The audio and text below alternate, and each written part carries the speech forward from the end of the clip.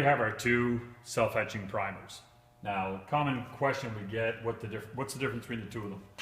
The self-etching primer will adhere to a cured POR-15 finish and basically allow you to apply your next product without having to scuff the surface.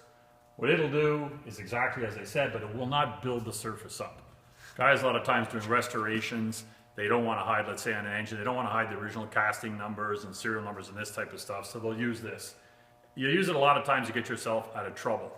If somebody, let's say, has used the regular POR-15 on their frame, done 2 coats, later on decided that they want to put a top coat on, the options they have are scuffing the whole surface with the POR is very difficult because it's such a hard surface. The way to get you out of trouble is to apply a coat of this onto the POR, even days and weeks after you've done it. Shoot a coat of that on, and what it does, it's an intercoat. It'll allow your next product to adhere to the product that's underneath it, so it connects the two products together. The TIECOAT primer does basically the same thing, except it's a building primer. It's a high solids primer. So you're doing a frame and you want the frame to be as nice as the body. You're going to commonly see it in guys doing hot rods. Guys doing muscle cars, it's less of an issue. The frame's not visible. Hot rods where there's no front end on the car, no fenders, whatever, it's very visible. They want to do it. Plus the outside body. So you've got your base coat of POR-15 Rust Preventive Paint.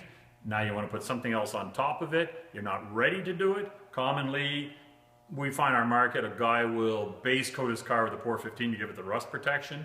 He'll shoot on a coat of this, but he's not the guy doing the finished paint because he doesn't have the ability. He wants to take it to a professional painter and have a real nice job.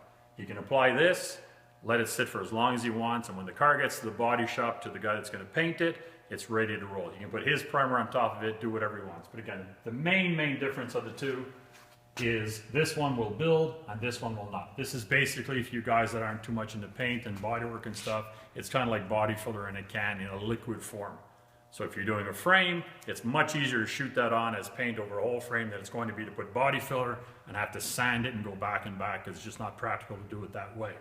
So again, if you want to build, go with the TIECOAT. If you don't want to build, go with the self-etch primer.